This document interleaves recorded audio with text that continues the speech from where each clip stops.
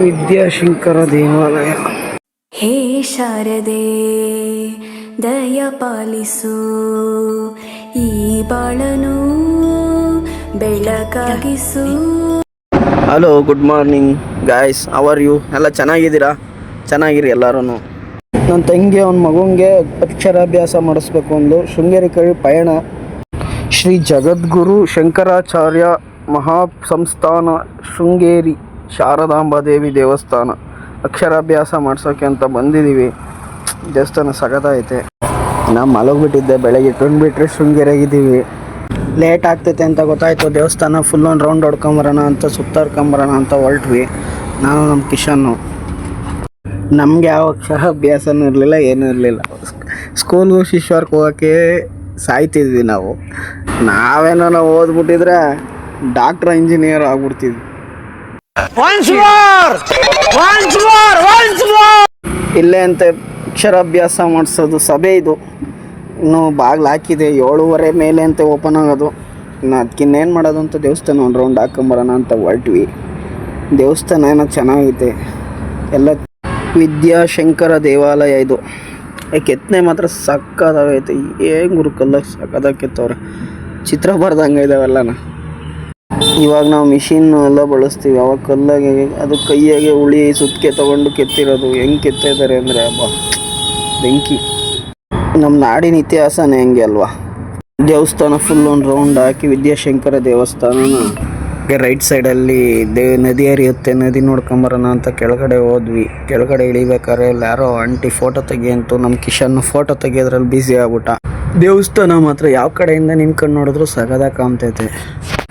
ದೇವಸ್ಥಾನ ಅಕ್ಕಪಕ್ಕ ಎಲ್ಲ ಡಿಸಿಪ್ಲಿನಾಗಿ ಮೇಂಟೈನ್ ಮಾಡಿದ್ದಾರೆ. ಮೇಂಟೆನೆನ್ಸ್ ಅಂತೂ ಚೆನ್ನಾಗೈತೆ. ಯಾರೂ ಹಾಳು ಮಾಡಬೇಡ್ರಿ ಅಷ್ಟೇ. ಚೆನ್ನಾಗಿ ಇಟ್ಕೊಂಡವ್ರೆ, ಚೆನ್ನಾಗಿರಲಿ. ನಾವಂತೂ ಕ್ಲೀನ್ ಮಾಡಲ್ಲ. ಅಟ್ಲೀಸ್ಟ್ ಕ್ಲೀನಾಗಿರೋ ಪ್ಲೇಸ್ಗಳನ್ನ ಕ್ಲೀನಾಗಿ ಇಟ್ಕೊಳೋಣ.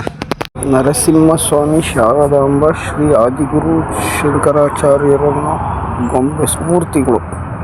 ಮೀನಿಗೆ ಸ್ವಲ್ಪ ಮೇವು ಹಾಕೋಣ ಅಂತ ಮೀನಿನ ಕಡೆ ಹೊಲ್ಟ್ವಿ. ಅಲ್ಲೋ ಈ ಒಂದು ಸ್ವಲ್ಪ ಮೀನಿಗೆಲ್ಲ ಮೇವು ಹಾಕ್ಬಿಟ್ಟು ಮೀನು ಬರ್ತಾ ಇದ್ವು. ನೋಡ್ರಿ ಎಲ್ಲ ಇದು ಕಾಣ್ತಾ ಇದ್ದಾವೆ. ಮತ್ಸ್ಯಾವತಾರ ಶ್ರೀ ವಿಷ್ಣು ಸ್ವಾಮಿನೇ ಅಪ್ಪ ಮೀನು. ನನ್ನ ತಂಗಿ ಕಾಲ್ ಮಾಡಿದ್ಲು, ಅಣ್ಣ ಚೀಟಿನೇನೋ ತೊಗೋಬೇಕಂತೆ ಅಂತ. ಅಲ್ಲಿ ಹೋಗಿ ಚೀಟಿ ತೊಗೊಳೋ ಅಂತ ಹೋದ್ರೆ ಅಲ್ಲಿ ಜನ ಸಿಕ್ಕಾಬೇಡ, ಜನ ಸಾಗರ.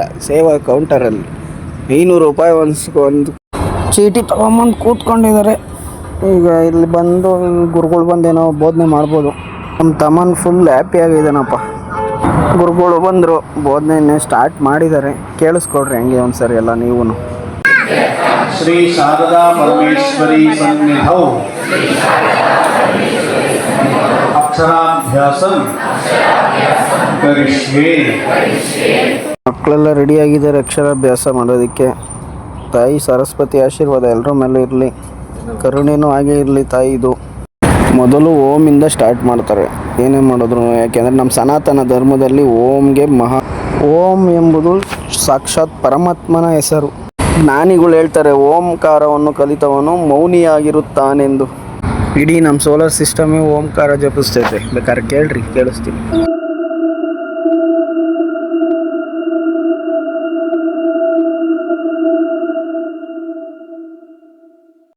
ನೋಡಿ ನಮ್ಮ ಸನಾತನ ಧರ್ಮ ಹೇಗೆ ಅಂತ. ಗುರುಗಳು ಬರೆಸ್ರಿ ಅಂತ ಹೇಳಿದ್ದಾರೆ, ಬರೆಸ್ತಾ ಇದ್ದಾಳೆ ನನ್ನ ತಂಗಿ. ತಮ್ಮನನ್ನು ಫುಲ್ ಹ್ಯಾಪಿಯಾಗಿ ಬರಿತಾ ಇದ್ದಾನೆ. ಓಂ ನಮೋ ಭಗವತೆ ವಾಸುದೇವಾಯ ನಮಃ. ಸರಸ್ವತಿ ಮಾತೆ ಕಾಪಾಡು. ಹೇ ಶಾರದೆ ದಯ ಪಾಲಿಸು, ಈ ಬಾಳನು ಬೆಳಕಾಗಿಸು. ಹೇ ಶಾರದೆ ದಯ ಪಾಲಿಸು. ಇದು ಎಂಥ ಪುಣ್ಯ ಸ್ಥಳ ಅಂದರೆ, ಶ್ರೀ ಆದಿಗುರು ಶಂಕರಾಚಾರ್ಯರು ಬಂದಿದ್ರಂತೆ ಶೃಂಗೇರಿಗೆ.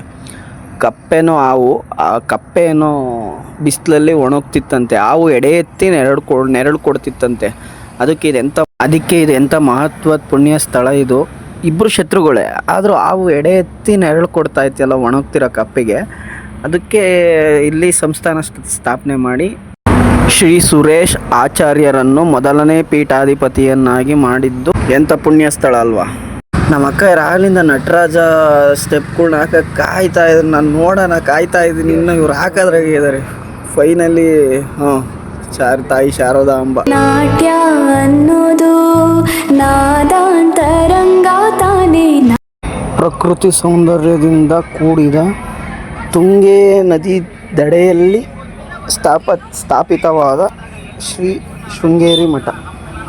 ಈ ಪೀಠದಲ್ಲಿ ಎಲ್ಲ ದೇವ್ರುಗಳ್ನು ಕೆತ್ತನೆ ಮಾಡಿಟ್ಟವ್ರು ನೋಡ್ರಿ. ಎಲ್ಲ ಮುಗಿಸ್ಕೊಂಡು ಟಿಫನ್ ಮಾಡೋಣ ಅಂತ ಹೋದ್ವಿ. ಹೋಟೆಲಲ್ಲಿ ಟಿಫನ್ ಮಾಡ್ಕೊಂಡು ಇಲ್ಲಿಂದ ಹೊರಟ್ವಿ. ಸೀದಾ ಪಯಣ ಹೊರನಾಡು. ಮತ್ತೆ ಭೇಟಿ ಆಗೋಣ. ನಮಸ್ಕಾರ.